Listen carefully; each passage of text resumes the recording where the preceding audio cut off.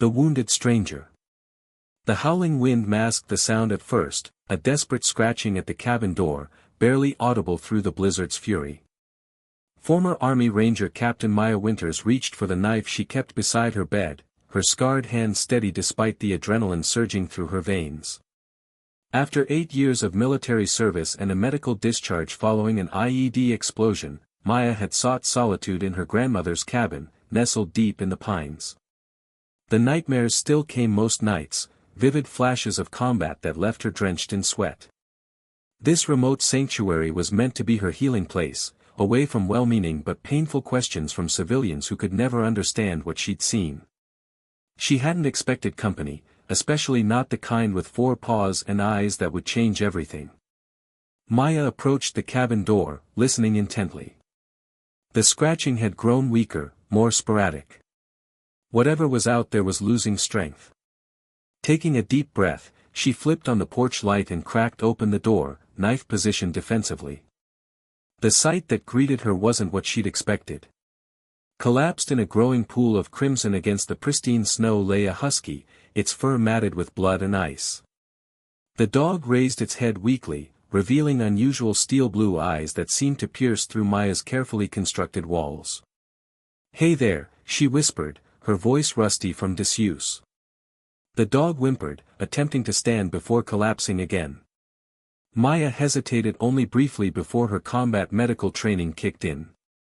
She carefully lifted the animal, surprised by how light it felt despite its size. The dog didn't resist, instead seeming to melt against her as if finally able to relinquish its last reserves of strength. Inside, Maya worked methodically, the familiar rhythm of emergency care temporarily pushing aside her own demons. She cleared the kitchen table, laid out clean towels, and gathered her first aid supplies. The husky watched her with those intelligent blue eyes, barely flinching as she examined its wounds. "You've been through it, haven't you?" Maya murmured, gently parting blood-soaked fur. What she found made her jaw clench. The dog had clearly been attacked, but not by nature. Deep puncture wounds suggested a larger predator, but there were other injuries that sent a chill down Maya's spine, perfectly straight cuts, almost surgical, and what appeared to be burns. These weren't from any wild animal. These were inflicted by human hands. "Who did this to you?" she whispered, meeting the dog's gaze. She noticed a worn leather collar nearly hidden by matted fur. Carefully cleaning away the blood, she made out a single word etched into a small metal tag: "Ghost." "Ghost," she repeated, and the dog's ears twitched slightly. "Fitting name. You appeared like one in this storm." As night deepened, Maya made a comfortable bed for Ghost near the fireplace using old blankets. She brought water and softened some beef jerky, the only suitable food she had on hand. The husky accepted the offering cautiously before exhaustion claimed him, his eyes finally closing as the fire cast dancing shadows across the cabin walls.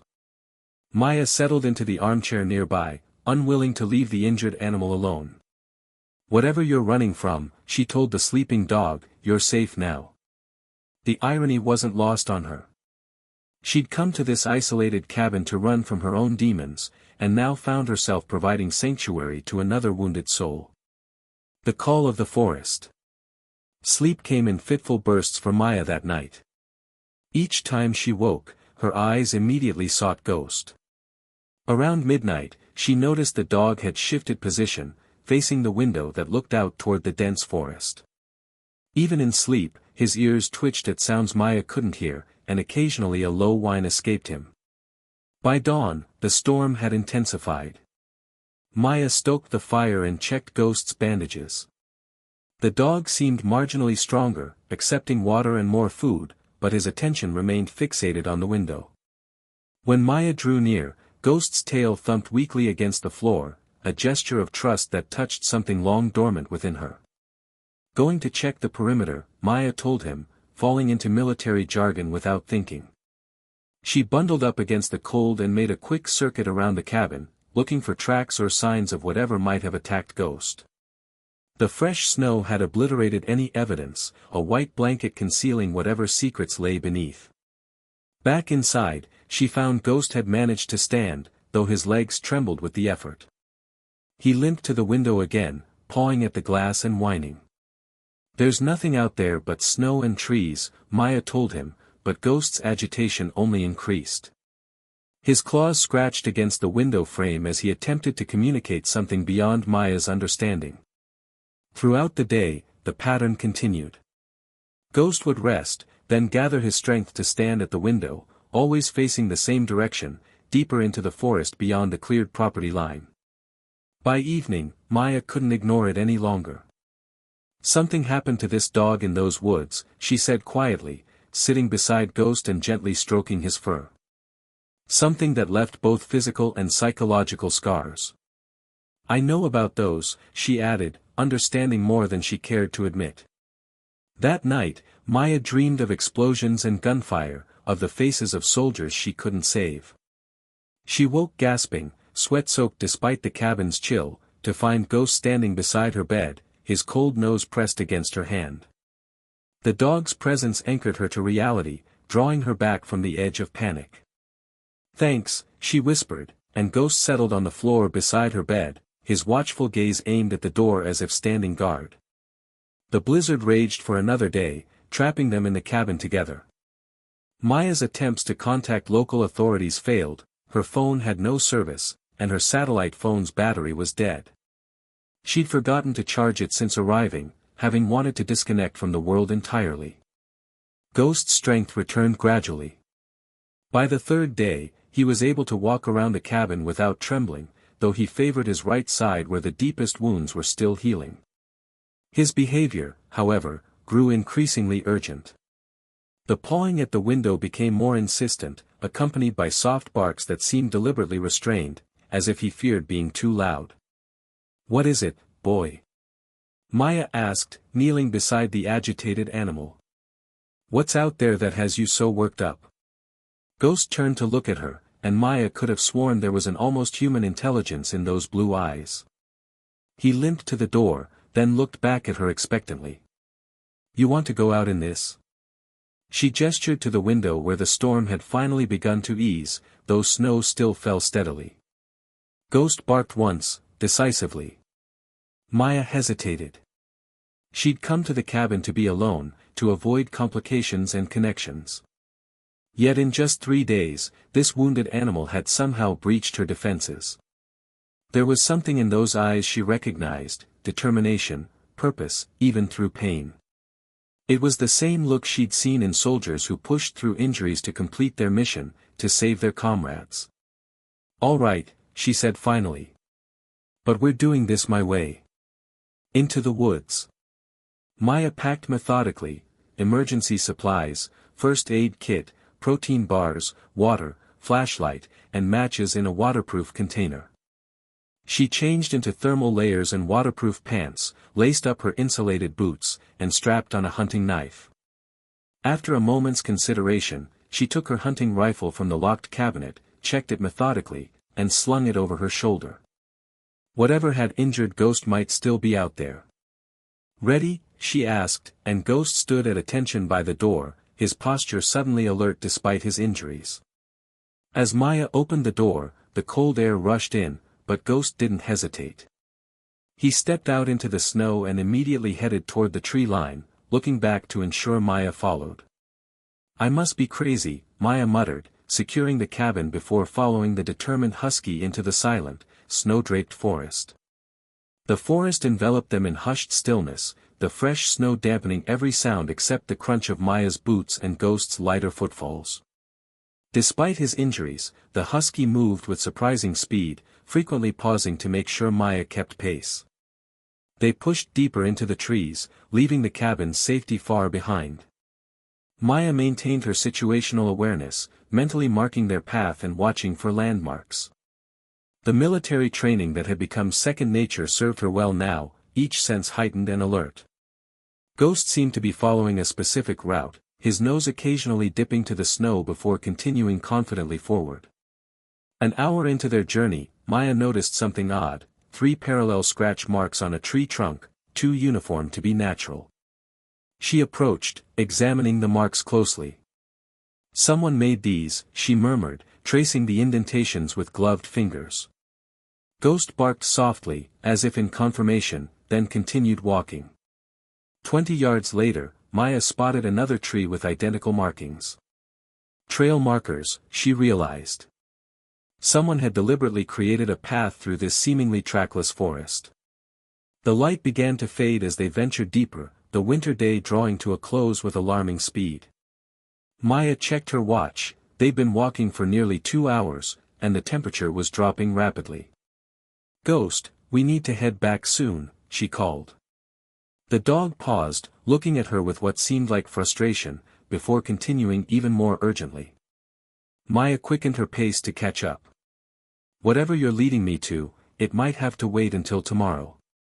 It'll be dark soon, Anne." She stopped abruptly as they crested a small rise. Beyond the next stand of pines, thin wisps of smoke rose into the gray sky.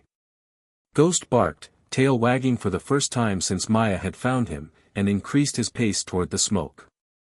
Maya followed more cautiously now, her hand resting on the rifle strap. The smoke suggested a cabin or campsite. Someone else was out here in this remote stretch of wilderness. As they drew closer, the trees thinned, revealing a small clearing. In the center stood a dilapidated cabin, almost invisible under snow and overgrowth. If not for the smoke curling from the stone chimney, Maya might have mistaken it for abandoned. Ghost's entire demeanor had changed. His ears were forward, tail wagging tentatively, but Maya also noted the tension in his body, anticipation mixed with what appeared to be apprehension. "You know this place," she whispered, crouching beside the dog. Ghost whined softly, pressing against her leg before taking several steps toward the cabin. Maya surveyed the clearing with a tactical eye. No footprints disturbed the snow around the cabin, either no one had left recently, or the fresh snowfall had covered their tracks. The structure itself was in poor condition, the wooden walls weathered gray, one window boarded over, the small porch sagging beneath the weight of accumulated snow. She approached carefully, Ghost now leading with determined steps. They circled to the front of the cabin, where a narrow path had been cleared to the door. It was then that Maya noticed something that made her blood run cold, a heavy chain wrapped around the door handles, secured with a rusted padlock. "Someone's locked in," she breathed, realization dawning. Ghost barked sharply, scratching at the door with sudden urgency. The discovery. Maya knelt by the lock, examining it closely. "Stand back, Ghost," she instructed, reaching into her pack for the multi-tool she always carried. The lock was old and weathered, but breaking it would make noise. She glanced around the clearing again, seeing no signs of anyone nearby, then made her decision. With practiced movements, Maya worked at the lock. Years of military training had taught her various skills, including how to defeat simple security measures. After several tense minutes, the lock gave way with a definitive click. She removed it and unwound the chain, letting it fall silently to the snow.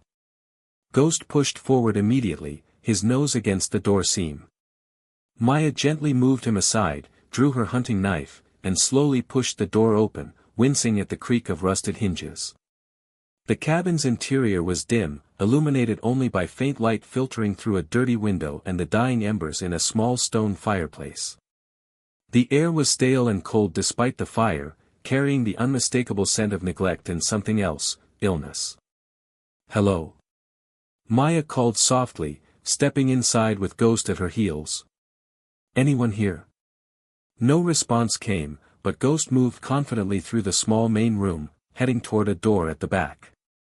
The cabin was sparsely furnished, a rickety table with one chair, a shelf with a few canned goods, a worn sofa with springs showing through torn upholstery. A thin layer of dust covered everything except a path on the floor between the fireplace, the back door, and the front entrance. Ghost whined impatiently at the back door, which was partially ajar. Maya approached cautiously, pushing it open with the barrel of her rifle. The room beyond was even darker, a small bedroom with a single window covered by a tattered blanket.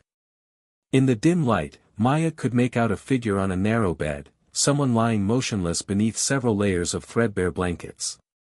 Ghost rushed forward, going straight to the bed and whining softly, his nose gently nudging the figure. Maya quickly crossed to the window and pulled aside the blanket, letting in the fading daylight.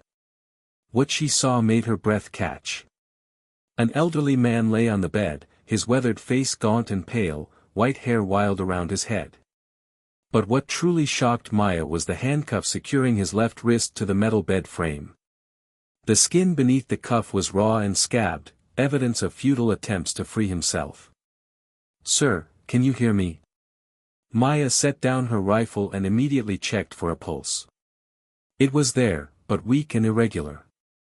The man's skin felt ice-cold despite the blankets. Severe hypothermia, Maya recognized, along with possible dehydration and malnutrition. Ghost licked the man's face gently, whimpering with what sounded disturbingly like grief. The dog clearly knew this person and cared for him. Maya worked quickly, her combat medical training taking over. She found a key ring hanging on a nail by the doorway and, after trying several keys, managed to unlock the handcuff. The elderly man didn't stir during the process, his breathing shallow and labored. "We need to warm him up slowly," Maya told Ghost, who watched her every move. She returned to the main room, stoked the dying fire, and added more wood from a small pile beside the hearth. In her search for additional supplies, Maya discovered a leather-bound journal on the rickety table. She hesitated only briefly before opening it, hoping for information that might help the unconscious man. The handwriting was shaky but legible, dated entries spanning months. December 10th, she read quietly. "Victor came today, brought supplies but took the radio again. Says it needs fixing, but I know he's lying. 3 months in this prison now. He thinks I'll tell him where the documents are. I'll die first." Maya flipped through more pages, her concern deepening with each entry. According to the journal, the man, who referred to himself as Samuel, had been imprisoned in the cabin by someone named Victor, apparently his nephew. The dispute centered around mining claim documents that Samuel refused to surrender. The final entry was dated just 3 days earlier, "Storm coming. Victor dropped minimal supplies, threatened Ghost when he growled. I fear for him if Victor returns. The fire won't last much longer. So cold now. Caroline, I'm sorry I never returned to you." Maya looked up from the journal to Ghost, who had returned to Samuel's side. "You escaped," she realized. "You got away from Victor and went for help." Ghost's blue eyes met hers, and again she had that unsettling feeling of human intelligence in the animal's gaze. A soft moan from the bedroom drew Maya's attention. She hurried back to find Samuel stirring slightly, his eyes still closed. She found a relatively clean cup and filled it from a bucket by the kitchen area, then carefully lifted Samuel's head, helping him take small sips of water. "Caroline," the man whispered, his voice cracked and faint. "Is that you?" "Finally." "No, sir," Maya replied gently. "My name is Maya. I found your dog, Ghost. He led me here to help you." Samuel's eyes fluttered open, revealing pale blue irises clouded with confusion. "Ghost, he got away. Good boy." His gaze drifted around the room before settling on Maya's face. "You're military." Maya was surprised by the observation. "Yes, sir.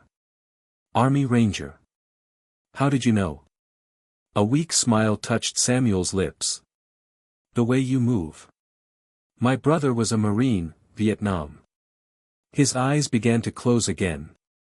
"Victor, my nephew, he'll be back tomorrow, maybe." "Don't worry about that now," Maya assured him, checking his pulse again. It was still dangerously weak. "I need to get you warm and stabilized, then we'll figure out what to do about Victor." As if on cue, Ghost's head snapped toward the front of the cabin, ears alert. A low growl rumbled in his throat, the first aggressive sound Maya had heard from the gentle animal. "Ghost," Maya whispered, instantly on alert. "What is it?" The dog's hackles rose as he moved silently toward the bedroom doorway. Maya retrieved her rifle and followed, every sense heightened.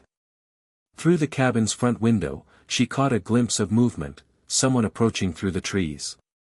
Victor, she breathed, understanding Ghost's reaction.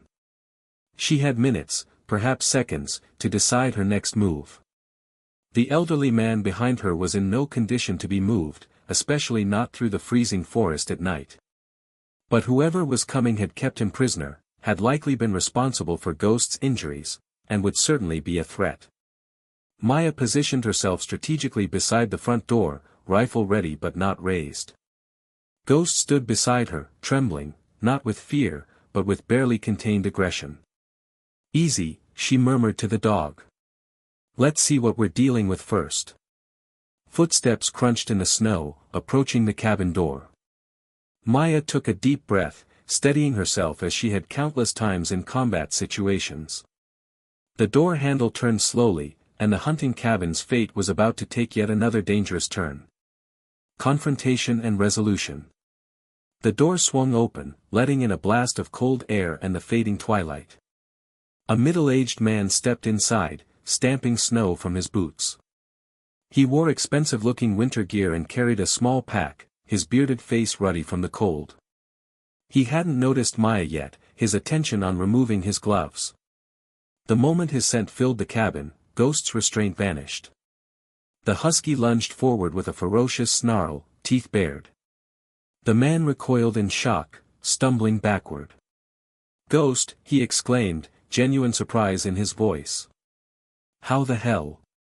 "I wouldn't move if I were you," Maya interrupted, stepping into view with her rifle held at low ready. "The dog seems to have strong opinions about you." The man froze, his eyes darting between Maya, the growling husky, and the rifle. "Who are you?" he demanded, attempting to sound authoritative despite his obvious alarm. "What are you doing in my cabin?" "Your cabin?" Maya kept her voice neutral, watching his reactions carefully. According to the man handcuffed to the bed back there, that might be debatable. A series of emotions crossed the man's face, surprise, calculation, then a mask of concern. "My uncle?" he asked, his tone shifting to worry. "You found him?" "Thank God, I've been so worried. He wandered off during the last storm. He has dementia, gets confused easily." Maya didn't lower her rifle. Dementia patients don't usually need to be handcuffed to their beds. The man, Victor, she presumed, sighed heavily, as if dealing with a misunderstanding. "Look, I don't know what he's told you, but my uncle has episodes. He becomes violent, might hurt himself. The restraint is for his own safety." Ghost's growling intensified, taking a step toward Victor, who edged back toward the door. "Call off your dog," Victor said, a hint of fear breaking through his composed facade. "He's not my dog," Maya replied calmly. "He's your uncle's dog, from what I gather. And he seems to have a pretty clear memory of how he got those injuries." Victor's eyes narrowed slightly. "I don't know what you're talking about." "The cuts and burns on Ghost weren't from wildlife," Maya said, her finger resting alongside the rifle's trigger guard, not on the trigger itself, disciplined but ready. "Someone tortured him recently." Victor raised his hands in a placating gesture. "Look, I don't know who you are or what you think is happening here, but you've got it all wrong. My Uncle Samuel is a sick man who needs care and medication. I come up here every few days to check on him, bring supplies. Whatever he's told you is part of his delusions." "He hasn't told me much," Maya admitted, "but his journal has been quite informative." Victor's expression tightened imperceptibly. "Journal?" "He's always writing nonsense, part of his condition." "Mining claim documents," Maya said quietly. "That's what this is really about, isn't it?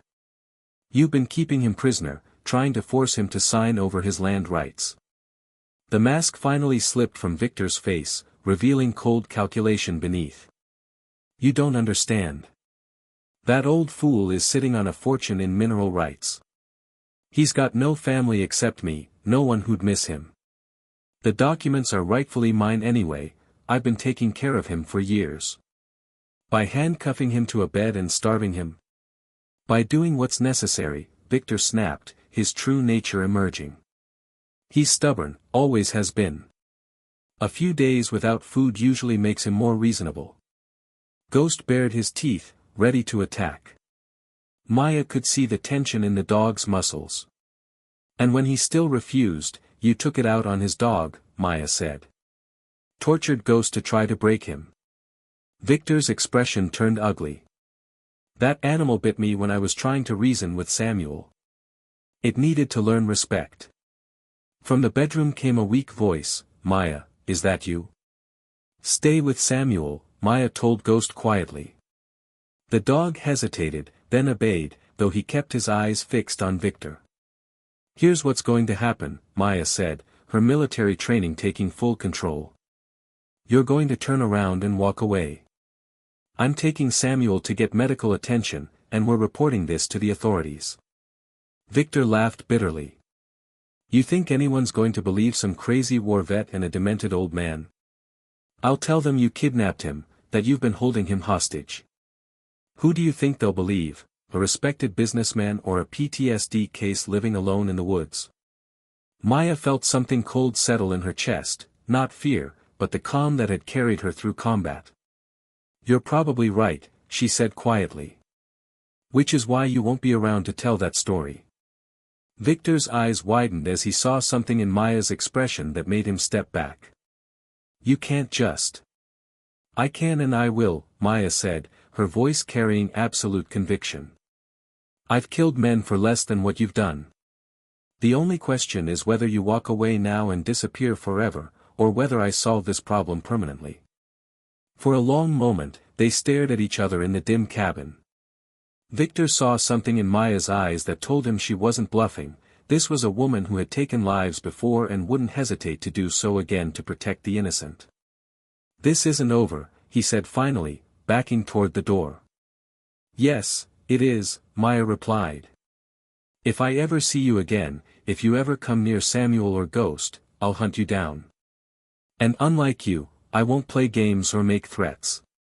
I'll just end it. Victor fled into the gathering darkness, his footsteps quickly swallowed by the forest. Maya immediately went to Samuel, finding him conscious but weak. With Ghost's help guiding her, she managed to get the elderly man stable enough for transport. Using her emergency radio, she called for medical evacuation, giving their coordinates. 3 days later, Samuel was recovering in the hospital, the mining documents safely in his possession. The authorities had issued a warrant for Victor's arrest, though he had disappeared completely. Maya sat beside Samuel's hospital bed, Ghost lying peacefully at her feet. The old man's color had returned, and his eyes were clear and alert. You saved my life, he said simply. Both of you. Maya stroked Ghost's head gently. We all saved each other, I think. Samuel smiled. Ghost has been my companion for 5 years. When he escaped that night, I thought I'd never see him again. But he found the one person who could help us both.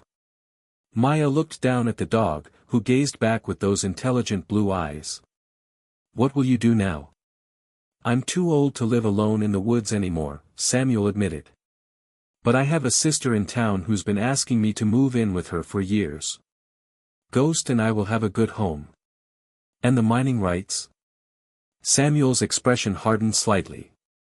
I'm donating the land to the state for a wildlife preserve.